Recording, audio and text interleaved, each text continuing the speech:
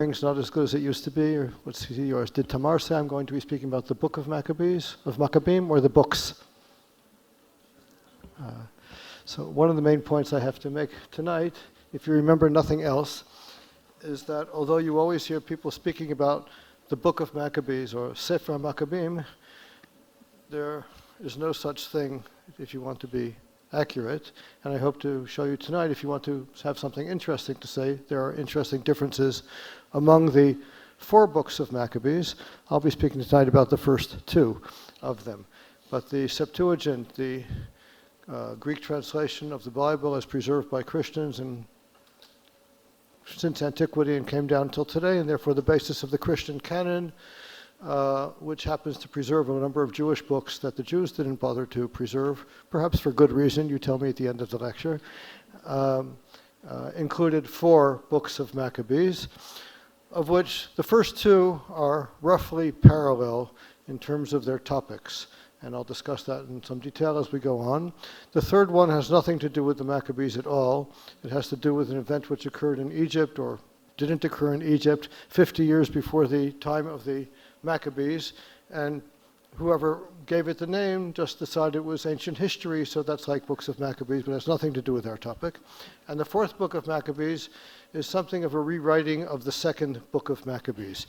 A philosophically minded writer took the 2nd book of Maccabees, focused on the stories it has about martyrs, like the stories you know of Hannah and her 7 children and the old man Eleazar, and turned it into an essay about the relationship of human will and human suffering. And I'm not going to speak about that book either. I'll speak about the first 2 books of Maccabees tonight. And if you remember nothing else then, remember that they are 2 different books. In Hebrew, we call them Sefer Maccabim Aleph, Sefer Maccabim Bet. In the standard Hebrew edition, one of them is green and one of them is blue. And I'll show you there's some other differences as well. To illustrate when I'm talking today, I brought 2 editions. This is a Greek edition of 1st Maccabees. This is a Greek English edition of 2nd Maccabees. And I'll simply use them sometimes when I want to illustrate the difference between the 2 books. And I hope you all have the handout, and I'll just go from the beginning to the end on the handout. So I'll start with some basic data about the 2 books, comparing them. They're both books of history. They deal with overlapping periods of history, very exciting periods of history and formative periods of history from the point of view of the Jews in antiquity, the period which saw the rise of the only sovereign Jewish state since the time of the First Temple period and until 1948. The Hasmonean state, which was founded in a process which began most directly in the 160s and came to fruition in the 140s BCE and lasted until the 60s when the Romans took over. That state came to be in the course of events which are described in both books of Maccabees.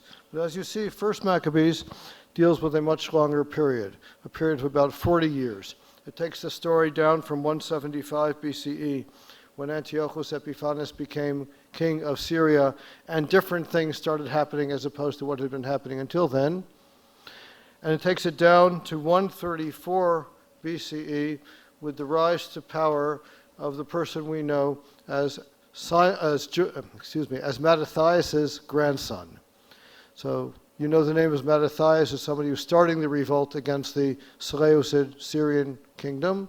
And his grandson, John Hyrcanus, Yochanan Hyrcanus, known in the rabbinic sources as Yochanan Kohen Gadol, came to power in 134 BCE, and that's a good place for the author of 1st Maccabees to end his story for a very particular reason that we'll see as we go on. Whereas the author of 2nd Maccabees, who wrote a book of about the same size, nevertheless devoted it to a much shorter period. It begins again with the rise of Antiochus Epiphanes to the throne in 175 BCE, but goes only down as far as Judah Maccabee's last victory in 161 BCE. He defeated a general of the Seleucids named Nicanor. As a result of this, the Jews established a holiday which was celebrated in antiquity for a long time called Yom Nicanor on the 13th of Adar. And if you're wondering how come we now have a fast day on the 13th of Adar instead of a holiday celebrating a victory. It has something to do with the general way the Jews forgot the Hasmoneans and the Maccabees for reasons that you'll probably see as we go on tonight. Had Second Maccabees gone one page further, it would have told us about the death of Judah Maccabee in the field of battle a year later, but it didn't. It ended with a happy ending. Judah Maccabee defeated Nicanor. Jerusalem was freed from that threat, and a holiday was established, and as we see, it may be the book was written to explain that holiday. But let's go on. First Maccabees was composed in Hebrew. We know that, first of all, because St. Jerome says so.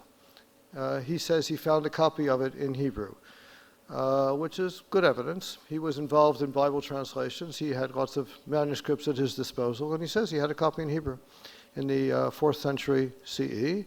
But even without that, probably everybody would agree that First Maccabees was written originally in Hebrew, because the Greek in which it's written is translationese. You read the Greek of First Maccabees, and if you don't know Hebrew, you were really lost. Several years ago, I had a seminar of graduate students, and we were reading First and Second Maccabees. And I had in the seminar a bunch of Israelis who had taken 1 or 2 years of elementary and perhaps intermediate Greek. And I had some Greeks in the class, some people from Greece. And the way it went was the Israelis were very, very happy reading First Maccabees because they realized what you have to do basically is translate it back into Hebrew. And once you've done that, you know what it's saying. Whereas the Greeks were saying, what kind of a book is this? It's very hard to read. On the other hand, Second Maccabees was composed in Greek. It was composed in good Hellenistic Greek of the 2nd century BCE.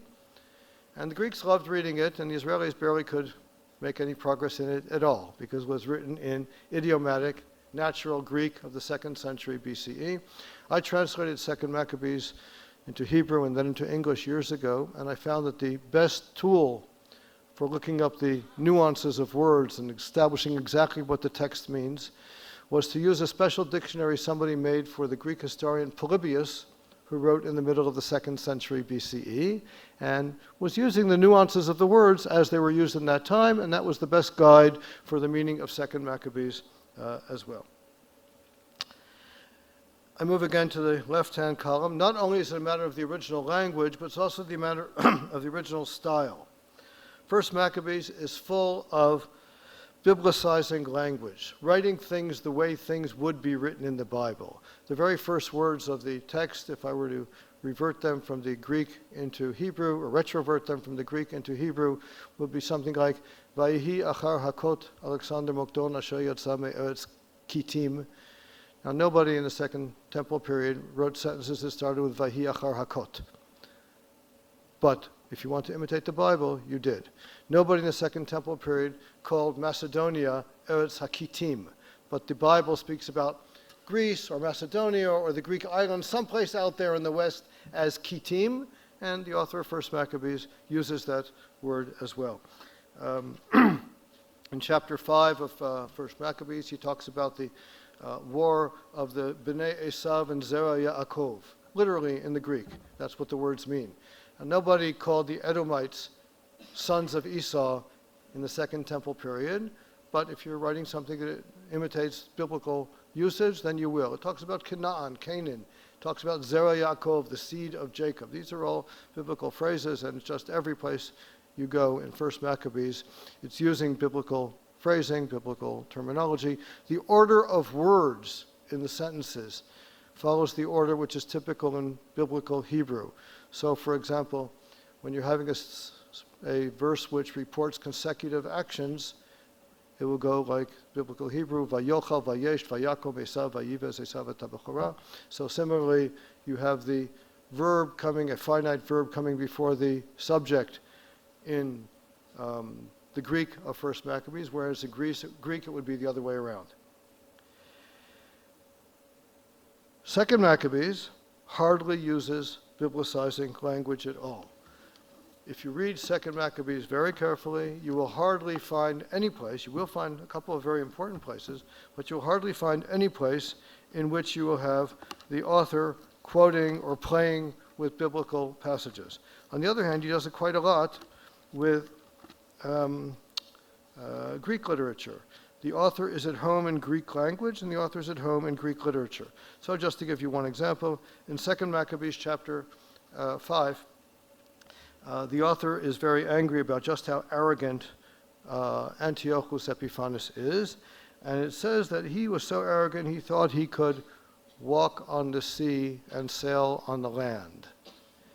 Now, anybody who knows Greek literature knows that is a very, very common scene from Herodotus's account of Xerxes, who wanted to invade Greece, and therefore he tried to make a bridge across the Hellespont so he could walk across the Hellespont, and he tried to make a big canal across one of the peninsulas in Greece so he could go through with his ships and not have to go around it. In both cases, that's taken to be an example of just how arrogant an Oriental tyrant can be, and here the author of 2 Maccabees is using that.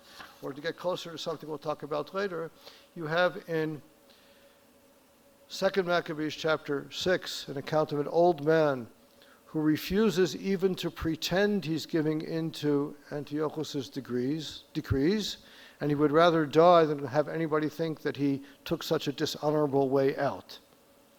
And the language which is used in that account and the scenes which appear in that account are meant to remind readers of the way Plato describes the death of Socrates, whose disciples tried to get him to agree to let them bribe his way out of prison so he wouldn't have to die, and he refused because he's an honorable person.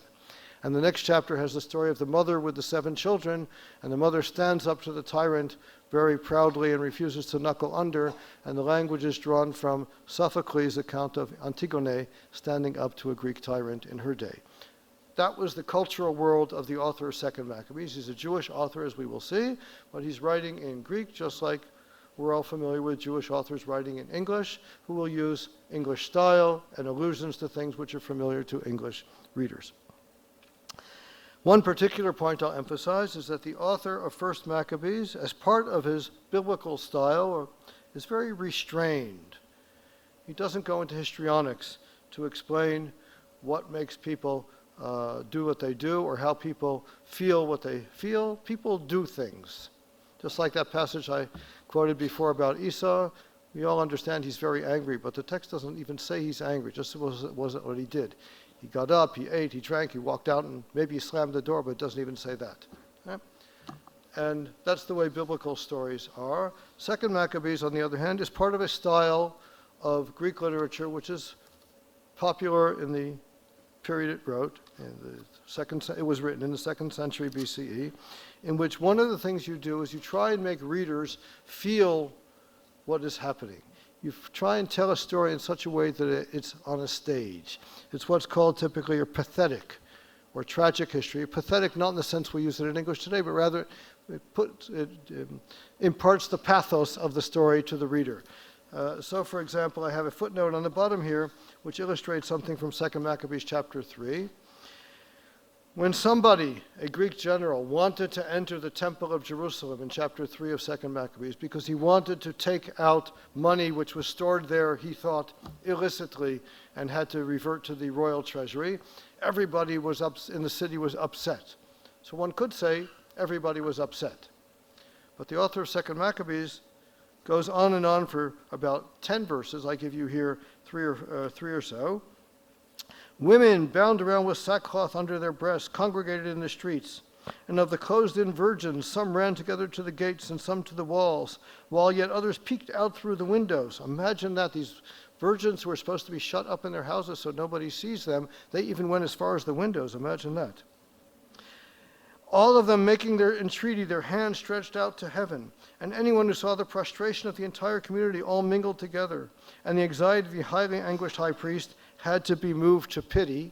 This is a style which reminds readers, you should be feeling pity at this point. You should be upset. So it's a different style, and the author of 2 Maccabees uses it. Part of the story is using women to arouse passion in the readers, and the author of 1 Maccabees has nothing like that. Okay. So there's some basic data. And if I had to summarize what we did so far, we say, okay, we have a Hebrew book here and a Greek book there, and the periods they discuss are somewhat different. I'll go on. where does one write Hebrew books in the Second Temple period? It's not impossible that a Jew in the diaspora would write a Hebrew book, but normally we assume a Hebrew book is written in Judea. Where does one write a Greek book? Where does a Jew write a Greek book in the Second Temple period? It's not at all impossible that it be written in Judea or elsewhere in Palestine, but we normally assume that the place where people had a greater Greek culture was abroad. Main center of Hellenistic culture for Jews in antiquity is in Egypt. Alexandria was the main center where Philo eventually would be the big name. It's the main center of Jewish culture, and we usually assume things are coming from there. And we'll take it at this point just as a working hypothesis. Are you raising your hand? No. Take that as a working hypothesis. And look at some items in the contents which indeed will bolster that assumption that First Maccabees is a book from Judea, probably from Jerusalem, whereas Second Maccabees is a book from the diaspora, probably from Ptolemaic Egypt, Egypt as it was ruled by a Hellenistic dynasty in the 2nd century BCE. First of all, the structure and the focus of First Maccabees. And this is an opportunity just to give it to you. I don't have a blackboard or a PowerPoint now, but I can just tell you, and it's very easy to understand the structure of First Maccabees. First Maccabees has 16 chapters. The first chapter tells you that there is a problem with a capital P. Things are very bad. Palestine, Judea have been conquered by the Hellenistic kingdoms, first by Alexander the Great, then by 150 years of his followers who all multiplied evil in the earth. That's how the author summarizes 150 years. Hellenistic kings are bad. Out of them arose Antiochus Epiphanes. He's really bad, and he makes various decrees against the Jews, forbids them to observe Judaism, kills people who do so. Things are really bad, and by the end of the chapter, all the author can say is that people are getting killed, women are being killed because they're found to have circumcised their babies or found with circumcised babies. Other people are killed because they refuse to eat unkosher food.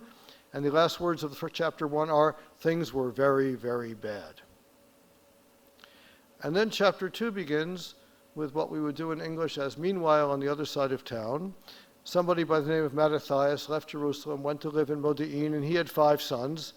And we all realize when a story is told like that, oh, we just heard about a big problem, and now we have something which is not at all directly or explicitly connected, but we understand it's going to be connected. And what happens in First Maccabees is that beginning in chapter 2, we hear about the solution. Chapter 1 is the problem, Hellenistic rule, Seleucid rule. Chapters 2 to 16 are the solution, which is putting an end to Seleucid rule and establishing Judean home rule by heroes who are willing to put their lives on the line in order to do so. And the basic structure of the book is simply this. Chapter 2 tells about how Mattathias begins the rebellion. Chapters 3 to 9 tell about how his son Judah continues the rebellion until he dies. Chapters 9 to 12 are about how Judah's brother Jonathan continues the rebellion after Judah dies. Chapter 12 to 16 are about how Simon continues the rebellion and successfully establishes autonomy, first of all, which is granted to him by the Seleucids, and then independence, which is proclaimed by the Jews. And his dynasty is established as the ruling dynasty. So when Simon dies, is assassinated in the very last chapter of the book, chapter 16, he is succeeded by his son John Hyrcanus. And you understand that when a son succeeds a father, you have a stable dynasty. When brothers succeed brothers, like Jonathan succeeded Judas and Simon succeeded Jonathan, you don't have a stable dynasty because there are all these cousins around who wanted to rule after their father, and they find themselves being excluded by the next one along. So the book ends when what we call the Simonide dynasty is established, when the son of Simon, John Hyrcanus, succeeds to the throne. And it indeed became the beginning of the stable Hasmonean state because John Hyrcanus remained in rule for 30 years. And when he died, he was succeeded by his sons. First by one of his sons, Aristobulus I, who died after a year. Then by another son, Alexander Yanai, who ruled for 26 years. And when he died, he was succeeded by his widow and then by his sons. So it was that line, the Simonide line, which successfully established rule in Judea had been granted autonomy by the Seleucids, it had been granted rule by the Judean population, and that's the story the book tells. So again, First Maccabees tells a story which is a very Judean story. It's the history of rule in Judea from the terrible times portrayed in chapter 1 when they were ruled by a Hellenistic king, Antiochus Epiphanes, and the story of how it came to be and why it was justified to be that the Hasmoneans in general and the Simonide line in particular were able to come to rule. So that's a very Judean story, which sort of bolsters our assumption that the book was written in Judea. It actually suggests to us that the book was written by somebody who was in the court of John Hyrcanus, because the book mentions the rise to power of John Hyrcanus. Well, who's interested in a book that explains that and justifies that? John Hyrcanus, the Simonides in general. It's a court history, a dynastic history, one which tells the story and makes it palatable, explains to the population of Judea why it's okay and justified that we all be ruled by this particular family. That's something which wasn't self-understood, because there were other candidates around. The Hasmoneans came to power as high priests. Beforehand, had there been other high priests of the Oneid line, Chonio, Beit Chonio, people who had been ruling as high priests for centuries. And they were thrown out by the Hasmoneans. Their remnants went to Egypt and set up another community. Maybe some of the remnants went to Qumran. But whether they did or not, there were other people in the opposition in Qumran who were complaining about this or that, and we'll see some of what they were complaining about. The Pharisees, people who eventually turned into the Chachamim, the sages and the rabbis, they also had their complaints about the Hasmoneans at some point in the period of the Hasmonean rule, and there was a need for a court history, and First Maccabees seems to have been an attempt to answer that need. Whereas Second Maccabees is a whole different story. Second Maccabees does not focus on rule in Judea, doesn't focus on Judea at all, nor does it focus on rule. It focuses on the history of Jerusalem. And if you look on the back of the page just for a minute, I'll give you an example of each of these things. If you skip to the second level of cubbyholes, text number 2, which we'll look at for another reason later, you'll see First Maccabees begins with just how bad things were under Greek rule. This is what I called about the problem. First Maccabees chapter 1. After Alexander, the son of Philip the Macedonian, who came from the land of Kittim, had defeated King Darius, he succeeded him as king. He fought many battles, conquered strongholds, and slaughtered the kings of the earth. When you get to that word, you realize the author doesn't have a great opinion about him to say that the king slaughters kings. He advanced to the ends of the earth and plundered, there we go again, many nations. When the earth became quiet before him, he was exalted and his heart was lifted up, which is a biblical way of saying he became arrogant. And he did this and that, and as you see, after he finally died, they all put on crowns after his death, and so did their descendants after them for many years, and they caused many evils on the earth. That's the way First Maccabees begins. Second Maccabees has 2 introductory chapters, which I'll say something about later, but the real story begins at the beginning of chapter 3. Once upon a time, the holy city being inhabited in complete peace, and the laws being observed optimally due to the high priest Onias' piety and hatred of evil, it happened that the kings themselves honored the place and evinced respect for the temple with the most outstanding gifts, just as King Seleucus of Asia, which is a way of saying Syria, or Greater Syria, supplied out of his own income all the expenses incurred for the sacrificial offices. So right now I'm just pointing out the story begins with the story of the city. What was the city like in that once upon a time when everything was fine before things went wrong? That's where the focus of the book is. And the very end of the book comes in chapter 15, at the very end of the book, after Judah Maccabee's last victory over Nicanor. Chapter 15 ends like this. This then is how matters turned out with Nicanor, and from that time the city has been in the possession of the Hebrews, so here I will end my story. which means that I have told you a story about the history of the city. It began once upon a time things were fine. It ends once upon a time things are fine. And my point right now is that if you go to the Bible and ask about the status of cities, you won't find much. Cities exist, but they're not really a category that interests the Bible. Who's interested in a city? For whom is polis, the central bearer of civilization? The Greeks. And the author has written then a story about the Jewish city, which fits in with writing in Greek and having all sorts of Hellenistic values and allusions, like I said before. He's telling us a story about the history of the Jewish polis, and the story eventually will turn into one about, and then this tyrant came and tried to change the politeia, the constitution of our polis, of our city. And any Greek reader who reads that is supposed to be horrified because that's not the way things should be. So the author is using these categories because it fits into his world. Okay. Moreover, the author of 2 Maccabees gives a name to that constitution. What is this set of laws that the Jews live according to 2 Maccabees? He uses a word for the first time in Greek and far before the first time in Hebrew.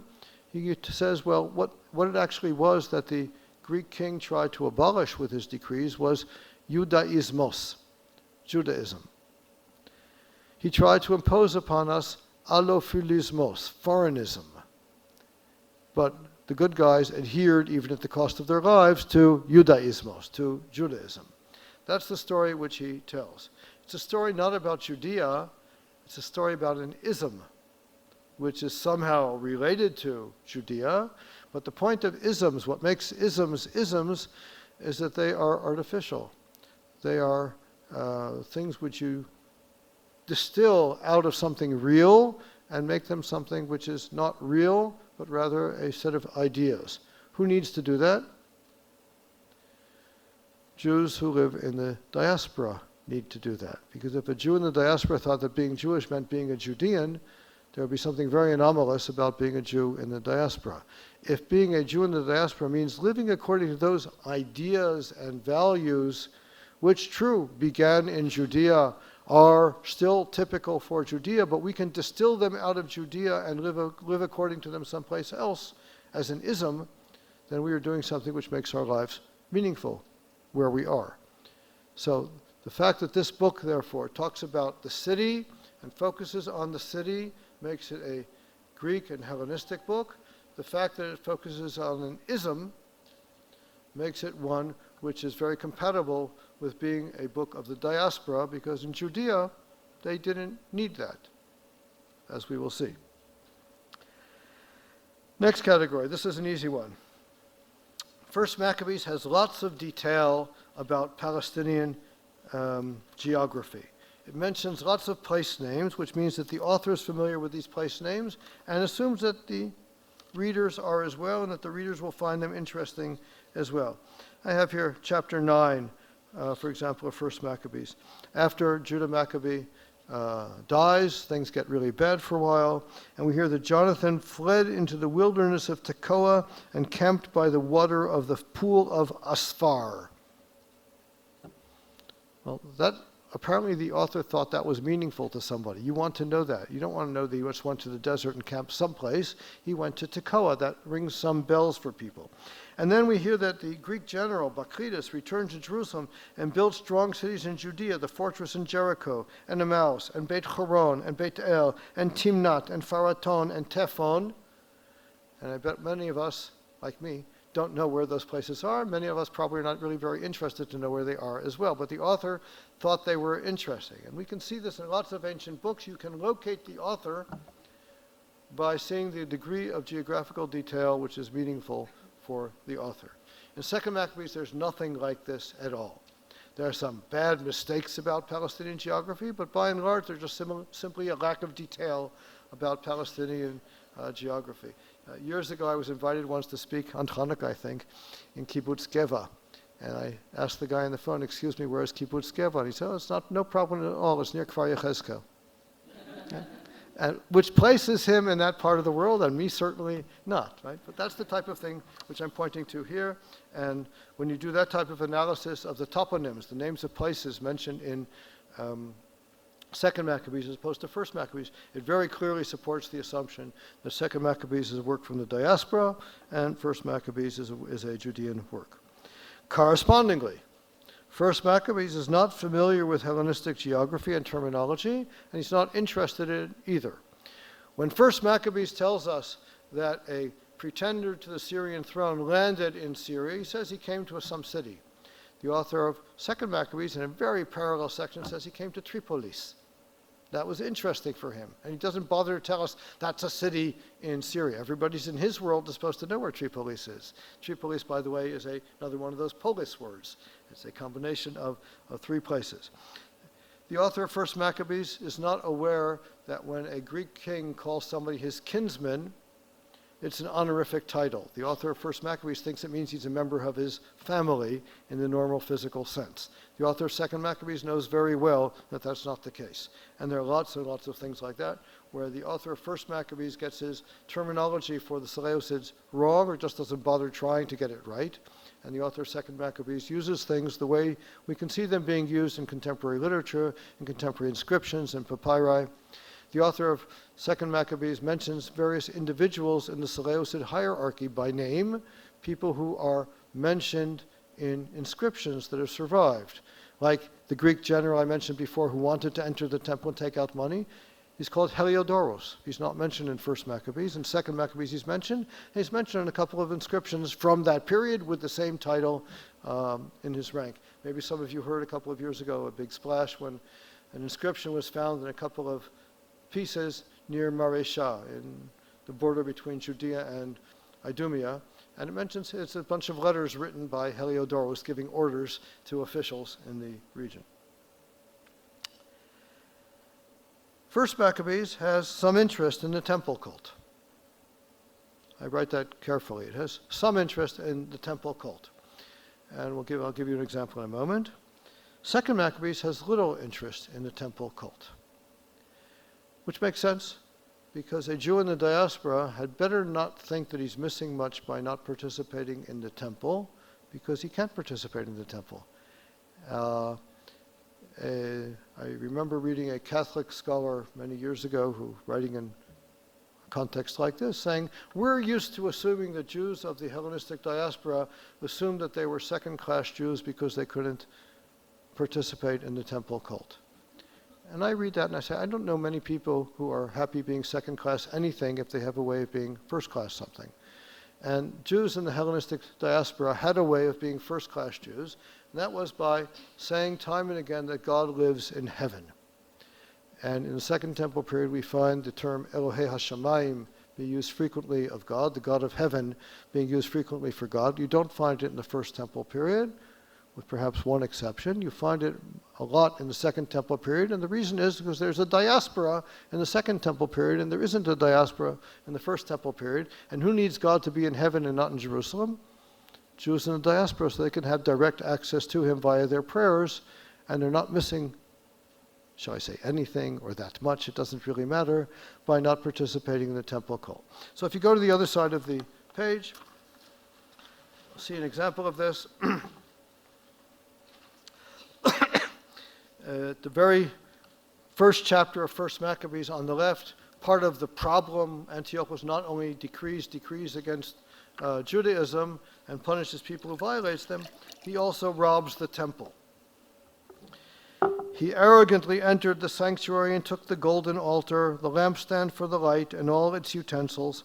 He took also the table for the bread of the presence, lechem ha'marechet, the cups for drink offerings, the bowls, the golden censers, the curtain, the crowns, and the gold decoration on the front of the temple. He stripped it all off. He took the silver and the gold and the costly vessels. He took also the hidden treasures that he found. And when I read the sentence about he took the golden altar, the lampstand for the light, and all its utensils, he also took the table for the bread, the cups, the bowls, the golden censers, the curtains, the crowns. That's like mentioning Judean toponyms. People who list all of those details Must be those details mean something to them. They know what these things are. The author is bemoaning the theft of each one of them. We can see them before our eyes. It means something to him. Go to the right-hand side of the page. The way the same story is told by the author of 2 Maccabees in chapter 5. Not satisfied by that, killing lots of people in the preceding verse, he also dared to enter into the most sacred temple of the whole world, having Menelaus, a Jew, who the author calls that traitor to the laws in the father city, as his guide, taking the holy vessels with his defiled hands and seizing with his profane hands the dedications which have been given by other kings for the aggrandizement, honor, and respect of the place.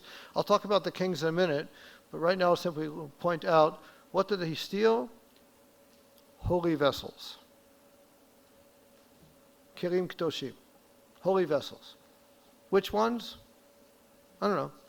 Maybe the author had some idea and spared his readers for the details. Maybe he didn't care either.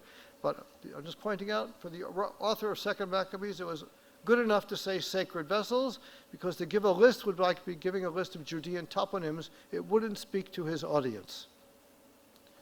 Whereas it does speak to the author of 1 Maccabees. We'll be back to this text in a moment. I go back to the table on the other side, go to the next line.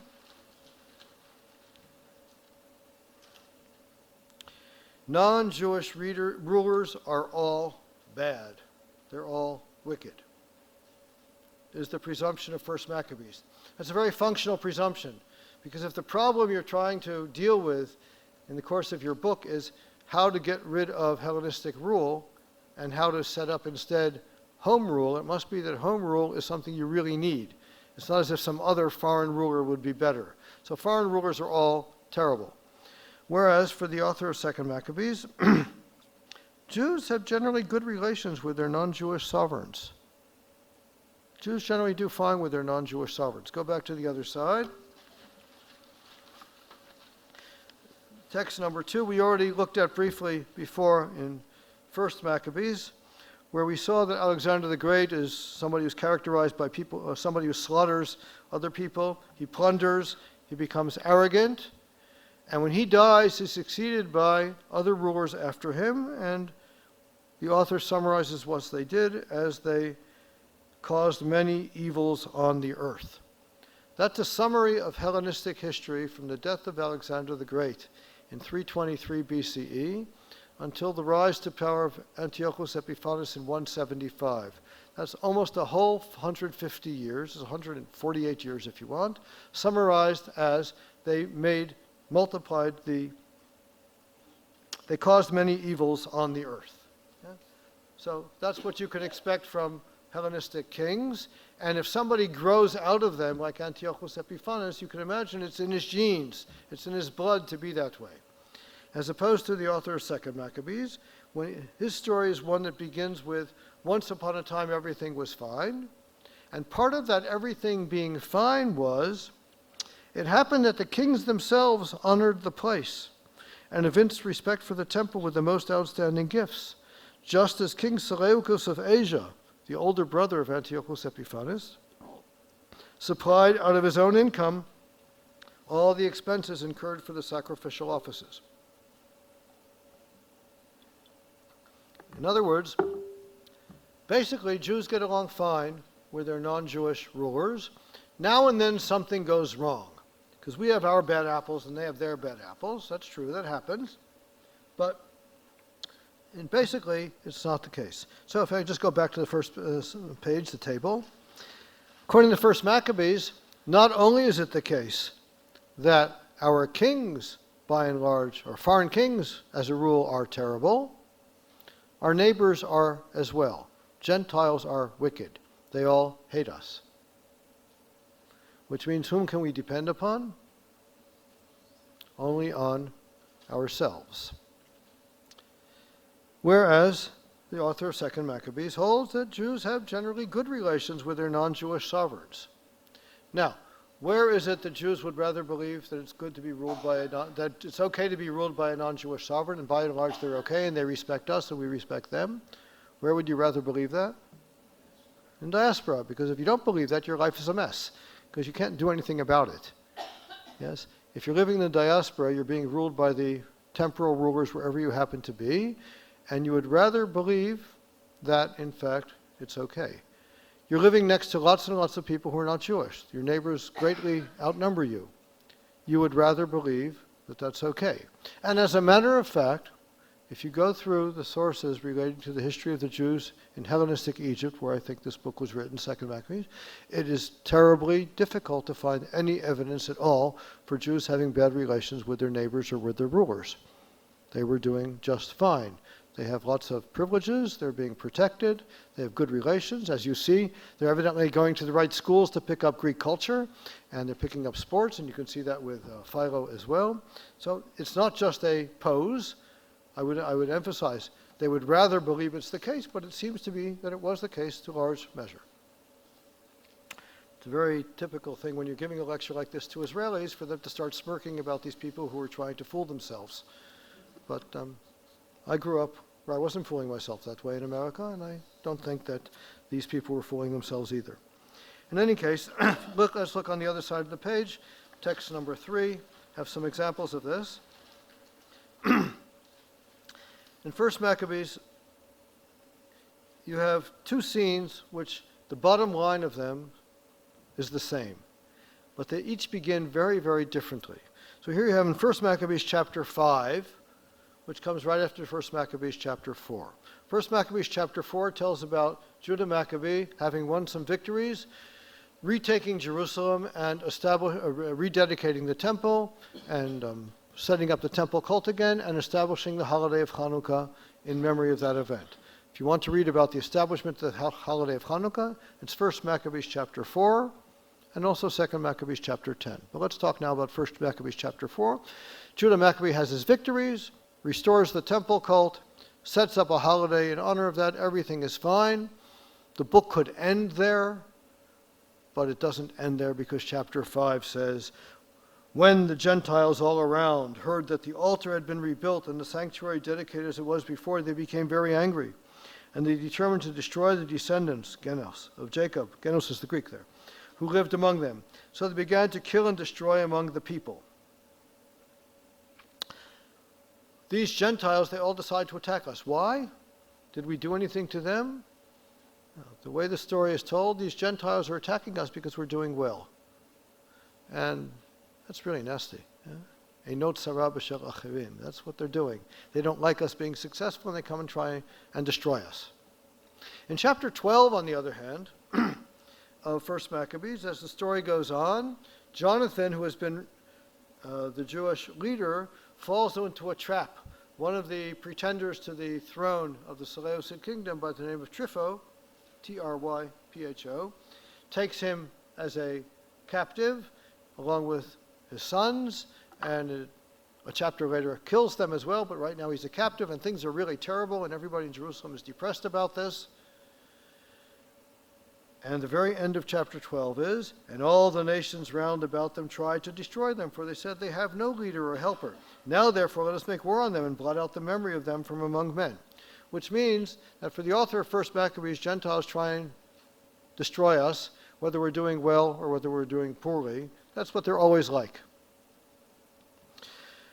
Whereas, for the author of 2nd Maccabees, Gentiles by and large are just fine.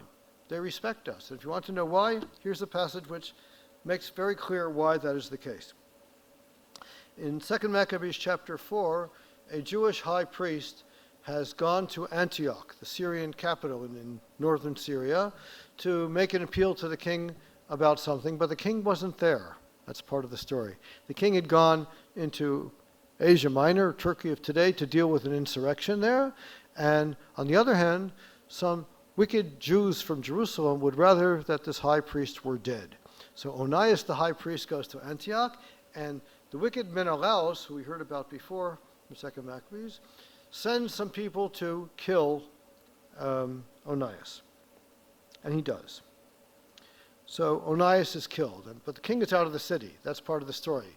Obviously, if the good king were there, nothing like this would have happened, because kings are good. But he was out of the city, so bad things could happen.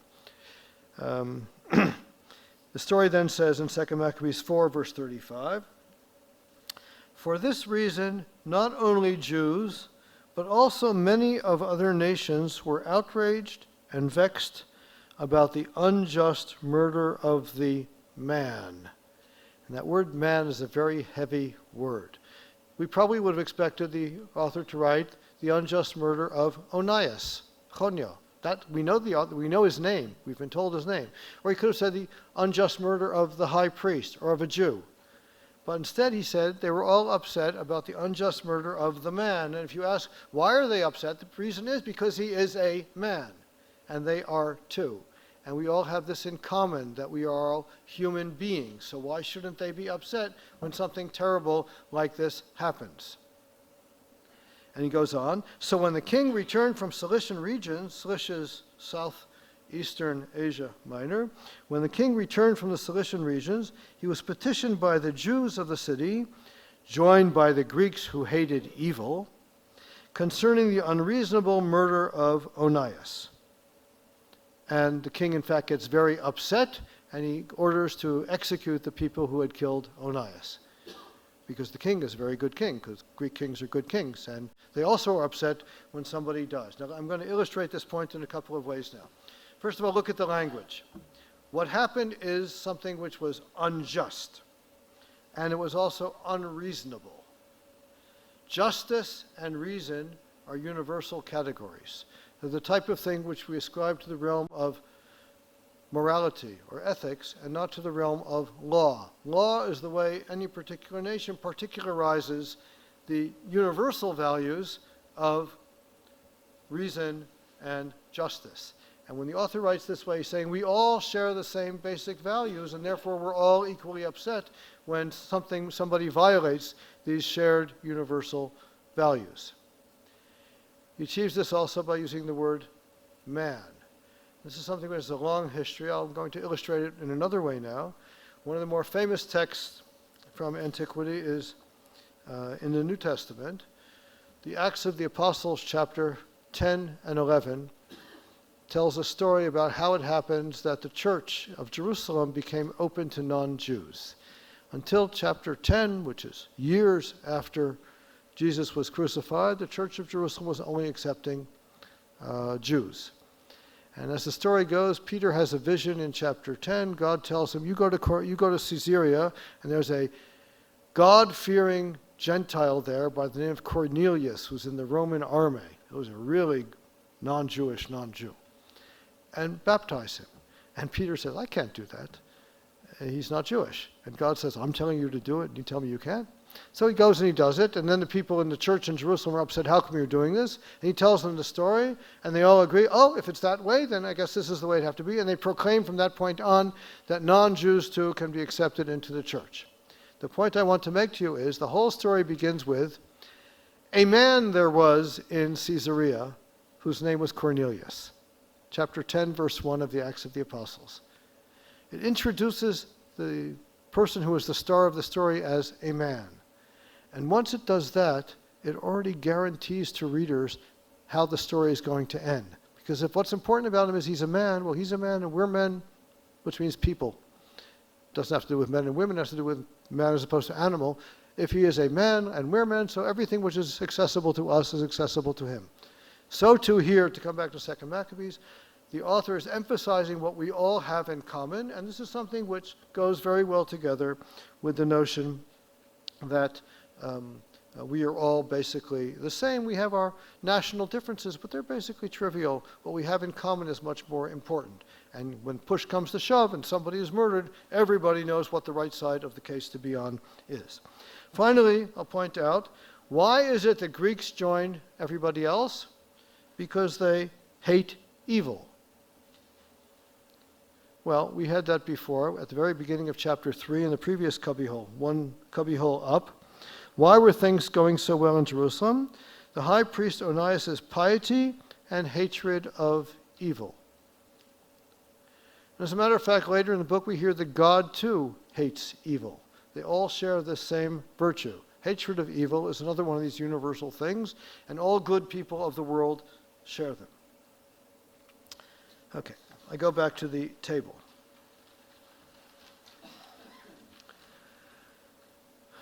the last one in this second major category of at home versus diaspora.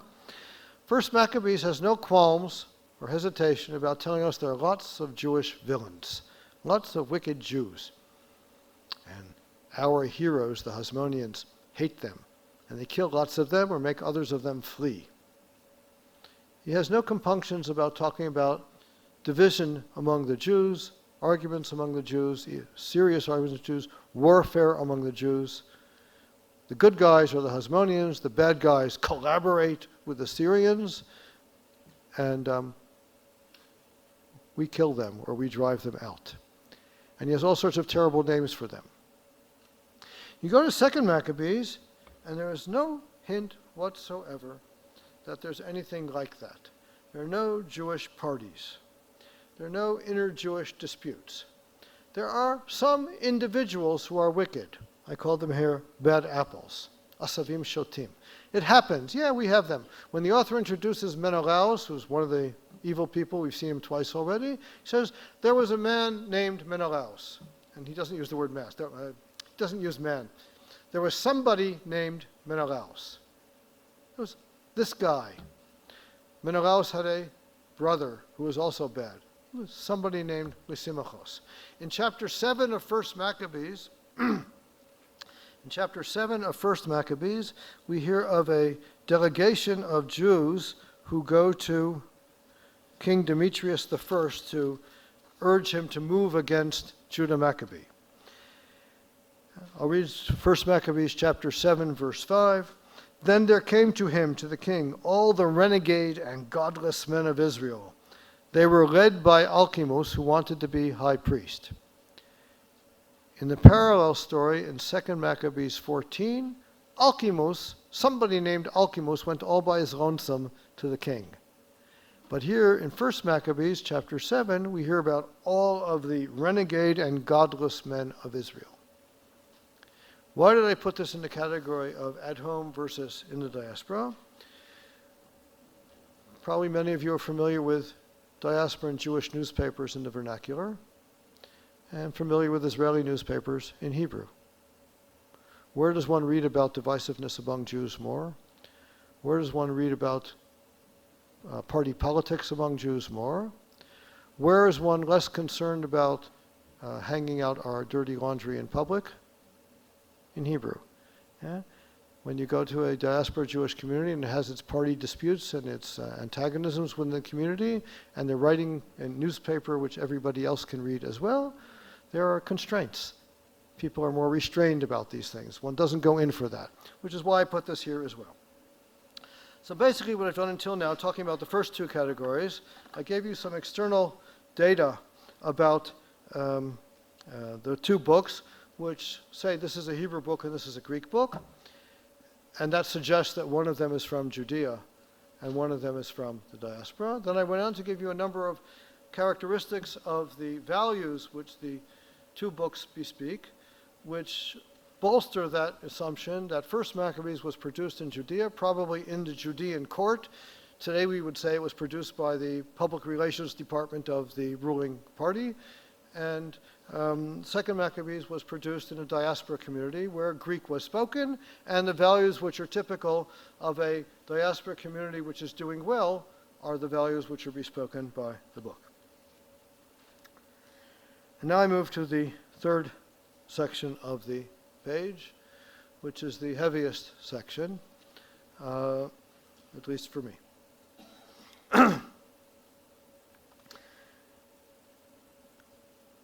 In First Maccabees, there is no sense whatsoever, no mention whatsoever of Jews being sinful.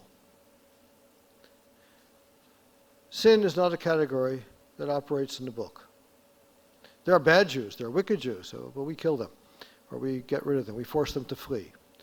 But the problems that the Jews have in this world are caused by their wicked neighbors and their wicked rulers. That's what First Maccabees says. The notion of sin is absent from the book.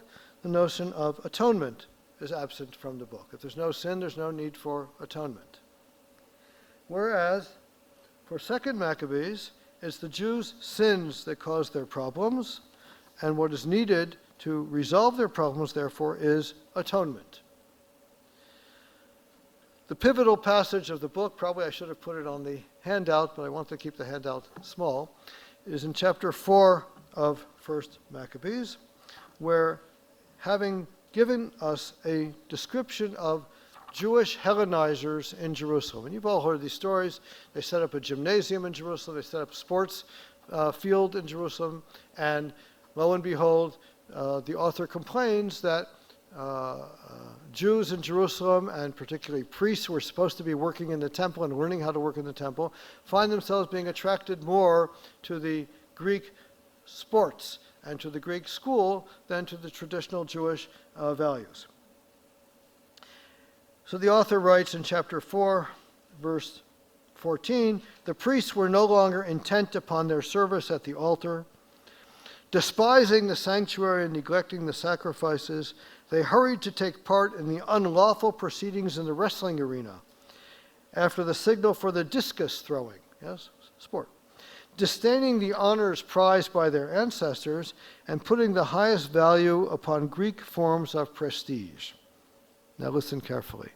For this reason, heavy disaster overtook them, and those whose ways of living they admired and wished to imitate completely became their enemies and punished them. For it is no light thing to show irreverence to the divine laws, a fact that later events will make clear. So the author tells us in chapter 3, things were hunky-dory with the Greeks. The Greek kings respected us. In chapter 4, Jews started Hellenizing. This is the story of 2nd Maccabees. Jews started giving up their interest in their ancestral values and their ancestral cult. And this is no light thing because it involves violating the divine laws, and bad things will happen to them, as the continuation of the story will show. And yes, it's true, the continuation of the story shows us Antiochus attacking the city, killing people, robbing the temple, things like that. But we all understand that that's happening because the Jews sinned. And we have then in 2nd Maccabees a very typical example of the biblical notion of what the scholars call dual causality. Namely, the way things happen in this world has two sorts of reasons. It has the real reason, which is the Jews' relationship with their God, and it has the way things work out circumstantially, which has to do with how things happen on the ground. So if Nebuchadnezzar destroys the first temple, it's because he's a wicked person, but of course the God of Israel wouldn't let him do that were it not the case that the Jews had been sinful by maintaining a sacrificial cult. Or as I wrote here, more generally, the Jews' sins caused their trouble. The whole book is built around chapter 32 of Deuteronomy, the Ha'azinu song. Ha'azinu is a story which presents itself as being, you want to understand history, you read this book, Zechor Yemot Olam Binu Shnot Dor Vador. You want to understand history, I'll tell you. And the whole story is a story of Jews who are sinful, which causes God, therefore, to say, I'll show them. And what does he do? He hides his face, turns away. You know, if you're walking with an infant or a child in the park, you better watch all the time. If you turn your face away, bad things can happen, and you won't notice. So God turns away his face, hester panim, bad things happen. But eventually, we'll get to this in a moment on the page, when enough Jewish blood is spilled, Dam avadav yikom, God steps back into the story and he says, okay, enough is enough. And especially he's upset by the notion that these Gentiles think that they're getting away with what they're getting away because it's their power and not because of his lack of interference. So he has to step back into the story. All of that is written in large letters through the course of 2nd Maccabees.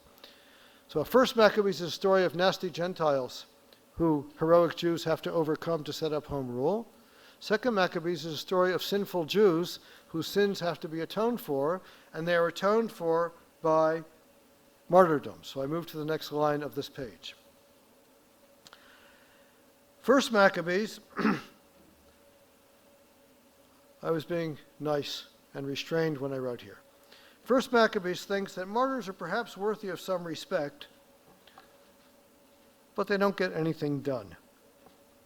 They just die. So, for example, it's not a good idea to allow yourself to be killed rather than violate the Sabbath, because all that the results from that is you get yourself killed. I'm alluding to the well-known story cited many times in Israeli publications. In second chapter of 1 Maccabees, there are people who go down into the Judean desert to hide from the Seleucids, and the army catches up with them on the Sabbath, and the army has to enforce a decree which forbids them to obey to observe the Sabbath. But these Jews refuse to defend themselves, and they all die, 1,000 people.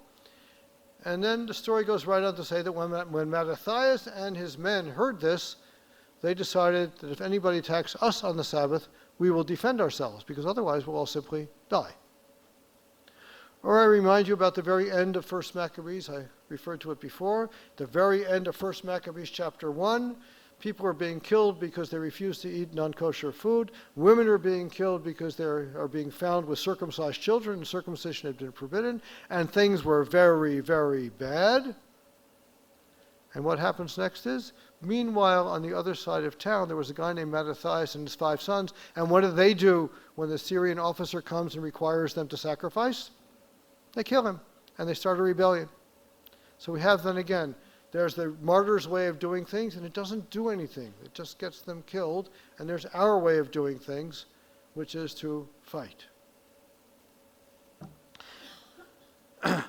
Whereas for 2 Maccabees, the pivotal movement in the book, from the situation of being sinful and suffering, and from the situation of being successful, is told at great length in chapter 6 and 7 of 2 Maccabees, martyrdom. I referred before to Eleazar in chapter 6 and to the mother and her 7 children in chapter 7, which is the origin of the story which later turned into the Midrash on Hannah and her 7 children. The stories are told at great length. Each of the sons who is being executed has a prayer about how because of my blood, God is going to step in and you're going to be punished and we are going to be redeemed. And at the very end of that, the mother dies as well. And after that, Judah Maccabee and his men get together in chapter 8 and they pray to God to hearken unto the blood which is crying out to him from the ground. And in chapter 8, verse 5 is the pivotal verse of the entire book. As soon as Maccabeus got his army organized, the Gentiles could not withstand him, for the wrath of the Lord had turned to mercy. The book has 15 chapters. At the very beginning of chapter 8, the middle of the book, the wrath of the Lord turns to mercy. Why does it turn to mercy? Because chapter 6 and chapter 7 are full of Jewish blood being spilled, which turns out then to be part of the solution and not just illustrating the problem. That's the basic difference between 1 Maccabees and 2 Maccabees. For 1 Maccabees, martyrs they do nothing. For 2 Maccabees, they are the heroes. A friend of mine who wrote a big book on 2 Maccabees, also on 4 Maccabees, which I told you is based on it, his book is about 2 and 4 Maccabees, and the title of the book is The Maccabean Martyrs as Saviors of the Jewish People. For the author of 1 Maccabees, martyrs are not saviors of anybody. This is, again, a difference between Judea and the diaspora. Where can you have military heroes among Jews? Quad Jews. You can have military heroes here and there in non-Jewish armies abroad, but a Jewish army of heroes, or heroes in the Jewish army, is something which you can only have in Judea. Where can you have martyrs? Anywhere. And just like the Christians who didn't have a state made a big deal about their martyrs and attributed them central roles in constructing the church, and the blood of the martyrs was that which watered the ground on which the church grew, so too for Jews of the diaspora, they could have martyrs. They couldn't train their children to grow up and be fighters in the army, in the Jewish army, because they had no Jewish army. They could train their children with models of heroes that if push comes to shove and somebody puts a knife at your throat and says, are you going to observe Jewish law or not, then you should realize it's respectable to be a hero. It goes together with other things. It's respectable to be a martyr. And as we'll see later, don't worry. That kind of death is not the final act of life because there is immortality. We'll get to that in a very few minutes. So, I move to the last category on the sheet. First Maccabees, accordingly, usually ignores God. Has just about nothing to say about God. I'll give you detail about this as we go on. I asked before about who is it we can depend upon according to First Maccabees, and probably on somebody's tips of somebody's tongue. Somebody was thinking of Avinu Shabashamayim or something like that. First Maccabees, we can depend on the Hasmoneans. That's what the book is about.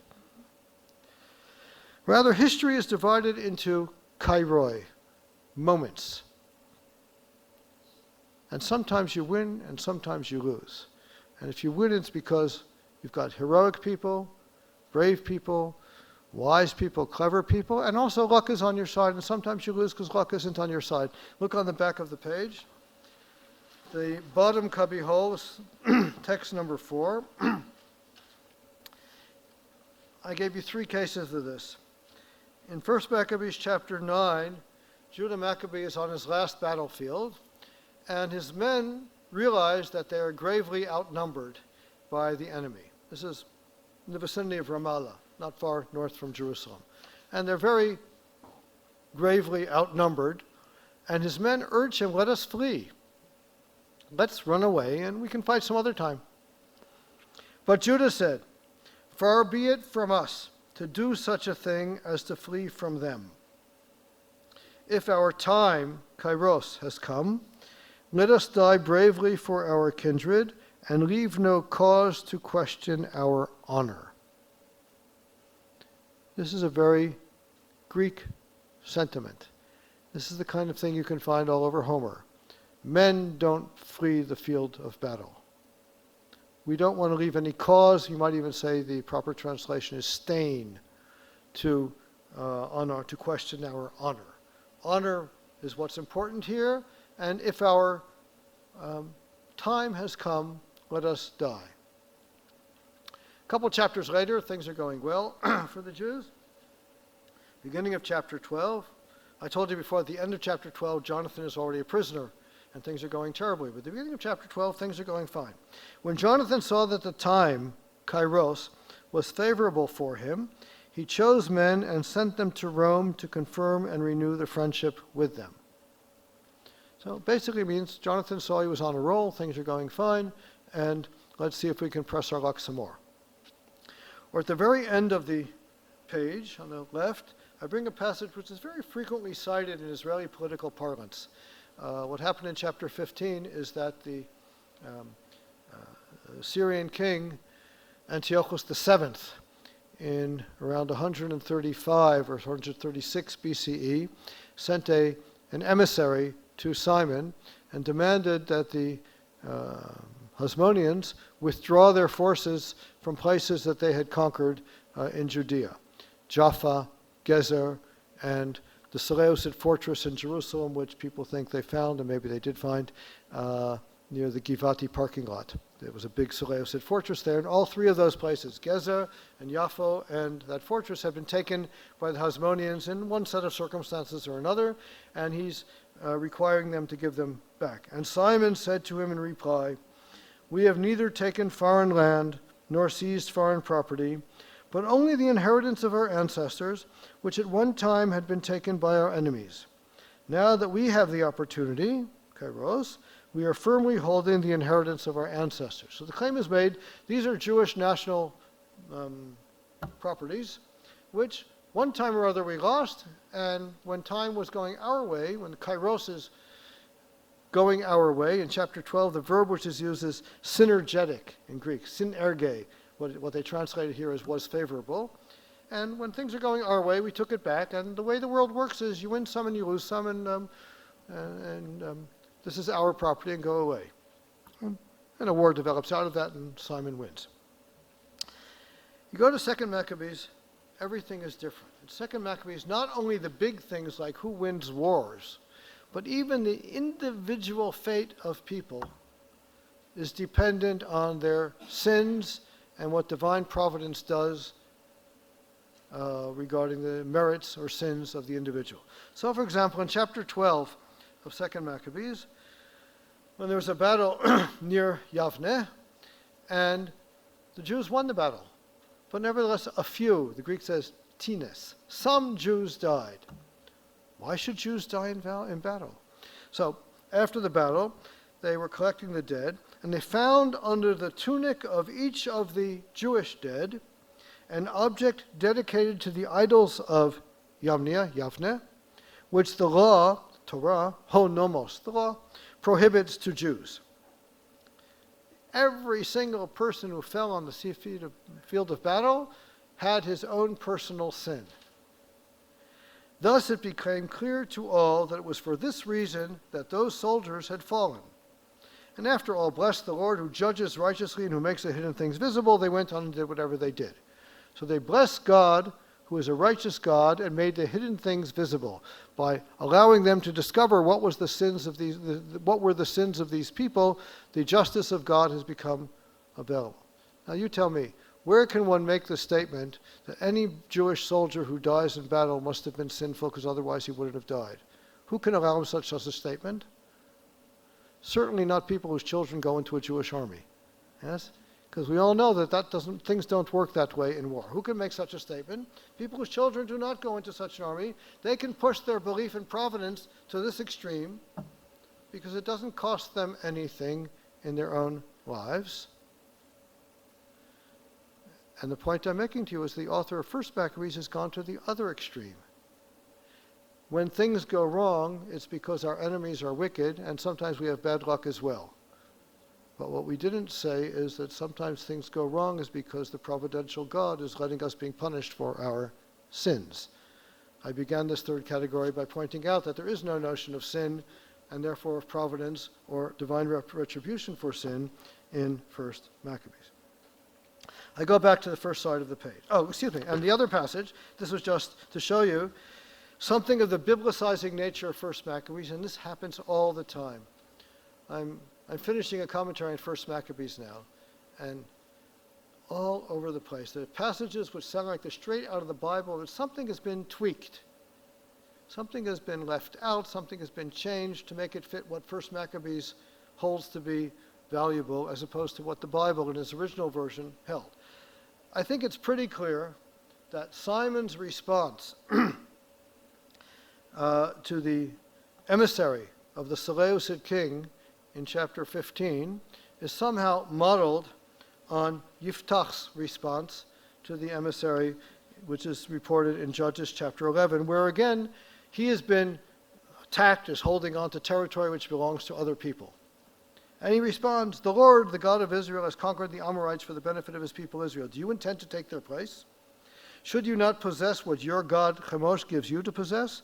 And should not we be the ones to possess everything that the Lord our God has conquered for our benefit?" That's the way the Bible reports such diplomatic dealings. And 1 Maccabees has something like this, but God doesn't play any role. He's been substituted for by Kairos. Sometimes we win, sometimes you win. That's the way it is. I can tell you there are any number of Jewish religious rewritings of 1 Maccabees out there, and they usually put God into Simon's statement. Yeah? But he's not there in the text.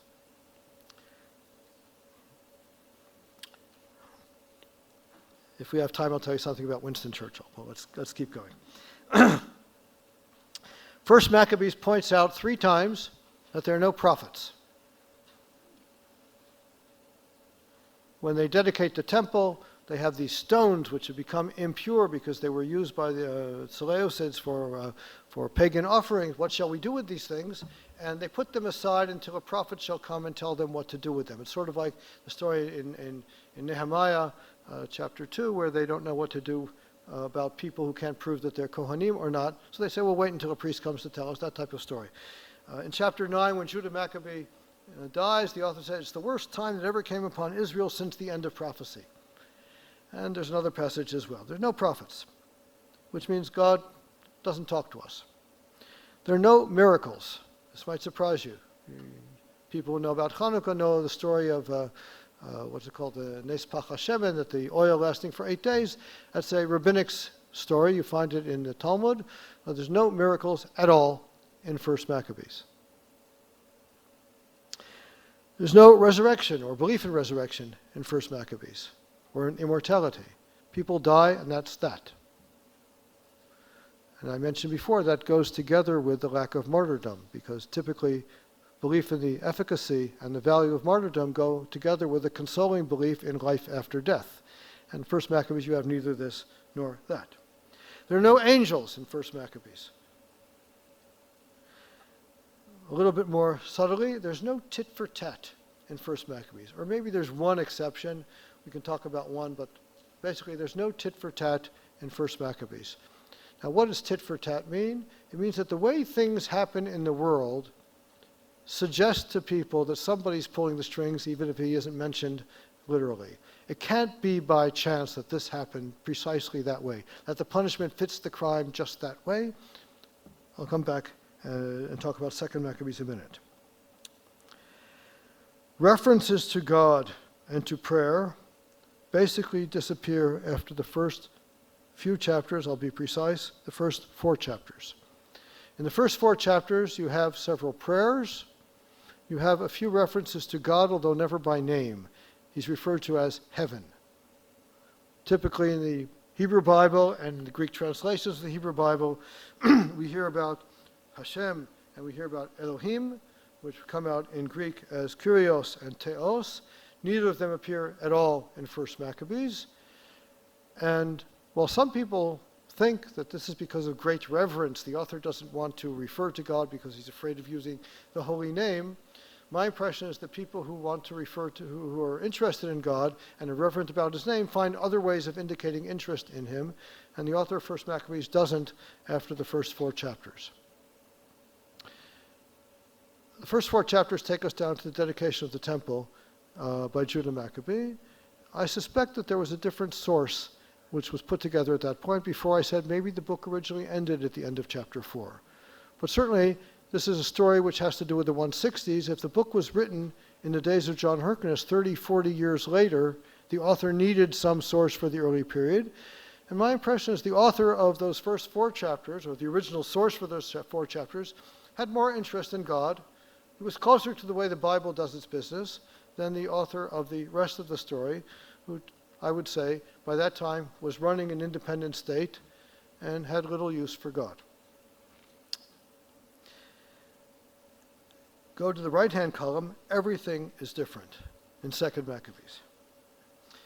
I said before the book is built about Ha'azinu. There are several explicit references to Ha'azinu. There's one explicit citation from Ha'azinu in chapter, chapter 7. But there are allusions to it as well in other places in the book, which means that if God's providentially taking care of us, things go fine. If he decides because of our sins not to, things go terribly. If we atone, he will return back the providence back on, and things will go fine again. There are numerous epiphanies in the story. Now, this is something neat. Epiphanies, means an appearance of something from heaven. And the author explicitly refers to numerous appearances in heaven. In the beginning of chapter 5, for 40 days there are armies fighting in the sky above Jerusalem, and horses in formation, and armies doing demonstrations in heaven. And people had to worry about what that means. In chapter 15 of the book, Jeremiah appears in heaven and gives Judah Maccabee a sword, which is a real sword, which he uses then to fight Nicanor and win his final battle. There are lots of apparitions. In chapter 11, an angel appears in heaven to lead the army to the right place when they're going out to look for where the Syrians are near Hebron. You have lots of epiphanies. Now, what's neat about that is the book is about the Jews' fight against the Greek king whose name is Antiochus Epiphanes. And what the book is saying is, you guys have your Epiphanes, and we have our epiphanies. And our God who does the epiphanies turns out to be stronger than your king. There's a lot of angelic intervention. I mentioned before the Greek general who wanted to go into the temple. He does go into the temple, but 2 strong young men come down from heaven riding on a horse, and the horse kicks him, and the young men start beating him. And then the young men disappear again. And obviously those young men are angels. And there are other angels as well in the book. In chapter 10, Judah Maccabee is surrounded by angels when he's in a place where he's in danger. Angels come down from heaven and surround him so the enemy can't get close to him. 2 Maccabees believes very firmly in tit for tat. and looks at it as being an implicit way of saying that God is pulling the strings. Things don't happen by chance. If in chapter 4, Menelaus defiles the altar of the temple, where there is sacred fire, in chapter 13, he is executed by a Greek king who understands that Menelaus is a villain, and the Greek king executes him by putting him into this infernal machine, which rolls him down into burning coals, so he dies by fire, just like he sinned by fire, and the author very heavy-handedly points out that this has to be. That happened because he sinned that way. If Lysimachos robs money from the treasury of the temple, he is killed by an angry Jewish mob by the treasury of the temple, and the author says because that's where he did the sin, that's where it had to happen. Many cases like that in 2 Maccabees, and they all are meant to say that they're meant to teach us, to indicate to us that things in this world don't happen by chance. Now, chance is simply another way of saying kairos. And the author of 2 Maccabees is saying it doesn't work that way. It works by providence. 2 Maccabees points very explicitly to the belief in resurrection. Its basis for urging martyrdom is its belief in resurrection. On the back of the page in text number 4, on the right, I said that after they discovered that all of these people had died because they had some amulet under their tunic, it goes on to say in the passage I didn't quote that they collected money to bring sacrifices of atonement for these people so that they too should be able to be resurrected. They were sinful, we have to atone for their sins. If they couldn't do it in their lifetime themselves, we can do it for them by bringing a sacrifice, and then they can be resurrected.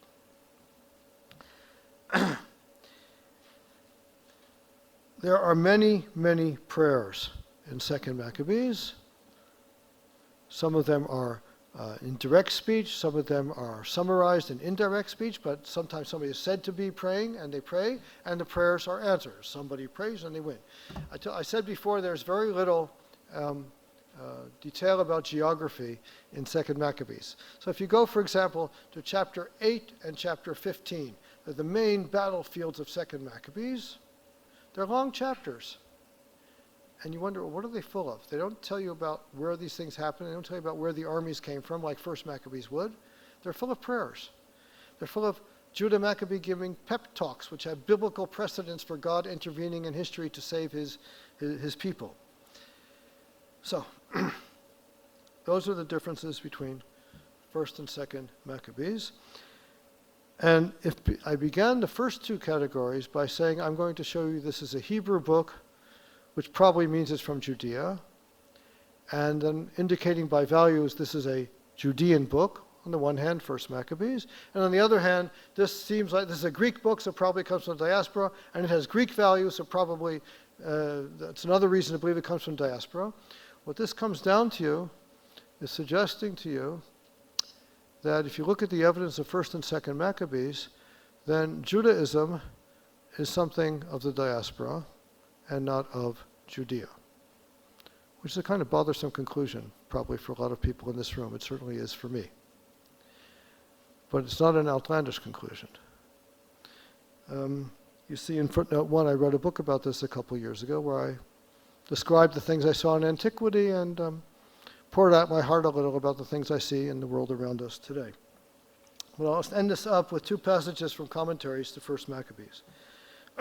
Kahana, Avram Kahana is the one he was a librarian in Tel Aviv and one of the old-time learned people. He put out the collection of Apocrypha in Hebrew, Sfarim Chitzonim, in 1936, 1937, included 1st and 2nd Maccabees, of course, in the second volume of the Apocrypha. And in his introduction, he wrote, among other things, what I quoted here. He wrote the book in Hebrew, that's his emphasis, and particularly in the style of the Bible. He was well in home in it and full of its spirit, Maleh et Rucho. On that basis, he knew how to write a book which is like another link in the chain of the holy book itself. That's what Kahana wrote, and I would agree with the first part of the first sentence. The author did write in Hebrew. He was very, very well home in the Bible, all over the place, it's biblical language. but I would put a serious question mark alongside the assertion that he was full of the spirit of the Bible. Because the Bible, as I understand it, is this two-layered story, talked before about dual causality, where God plays a very serious role, and people's behavior is measured by God and has everything to do with how the stories turn out, and it's not that way in 1 Maccabees. Rather, I prefer an older German Protestant commentator whose text I brought here in German. In his introduction, Grimm, Carl Ludwig Grimm, in 1853, wrote, among other things, "Since the character and tone of the narrative are just as simple and Old Testamentish as its language, the book is, from this point of view, usually compared with the books of Samuel and Kings." And definitely, you can, if you take all the phrases in Samuel and Kings which are quoted in 1 Maccabees, you could probably put together most of Samuel and Kings. Because they're books about building a state. And then he says, I would love to see his face when he wrote the following statement or said the following statement. I would like to know how far back in his cheek his tongue was. Only in one not insignificant respect, nur in einem nicht unwesentlichen Punkte, only in one not insignificant respect does this book differ from ancient Israelite historiography, namely that, in contrast to the old theocratic understanding of events, it no longer illuminates events in a supernatural light, allowing God, who crisscrosses through natural causality, to direct events according to a fixed plan. Yeah? And he calls that a not insignificant point. And I agree with him. It is not insignificant. It is a very major difference. And if I were to write that sentence, my tongue would be very far back in my cheek. And that's basically what I'm suggesting to you is the difference between 1 Maccabees and 2 Maccabees. And what we're left with then to conclude is if you ask about 1 Maccabees, 2 Maccabees, and the Bible, I would say that 2 Maccabees is definitely not a biblical book because it's in Greek and its style is definitely not a biblical book, but it's a book which inherited and preserved enough of the values of the Bible that we could call it what we call books that inherit the values of the Hebrew Bible, namely it's a Jewish book. Whereas 1 Maccabees is a book which is using biblical language to do something which is neither Jewish nor biblical. And that's what I'm left with. Thank you.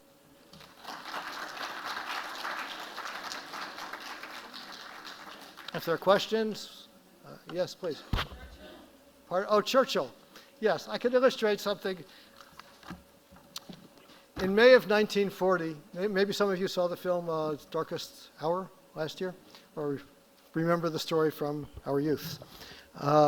In May of 1940, the Germans were besieging the British in Dunkirk, and the brand new British Prime Minister had to give speeches. In his first public speech,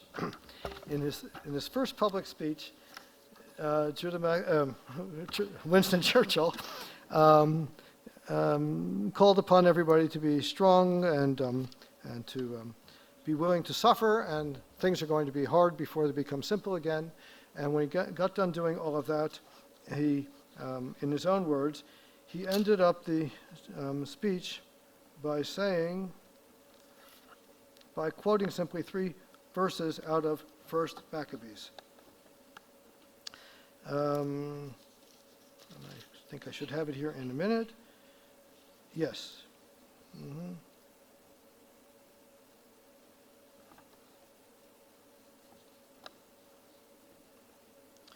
Fill here. Hem in the army by the hand of your people Israel, and let them be ashamed of their troops and their cavalry. Fill them with cowardice, melt the boldness of their strength. Let them tremble in their destruction. Strike them down with the sword of those who love you, and let all who know your name praise you with hymns. In the King James Version, God is mentioned twice in those lines. And that's the way Churchill quoted them in his speech. And as you know, Churchill was very successful in bolstering the spirit of the English, and they went and they did their thing at Dunkirk, and they went on to win the war as well. King James Version had God all over the place in its translation of First Maccabees, just like the Luther translation of First Maccabees has Gott all over, because people who are religious and have this book as part of their sacred scripture want God to be there, even if he's not there in the Greek text. Churchill grew up on the King James Version.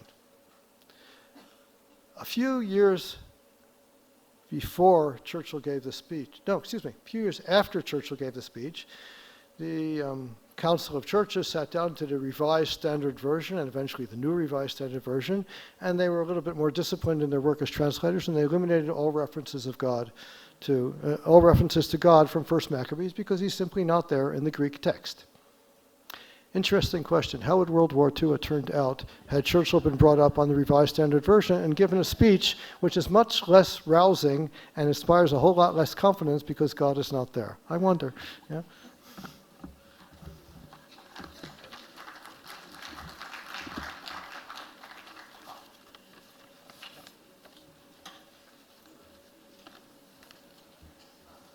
If you go into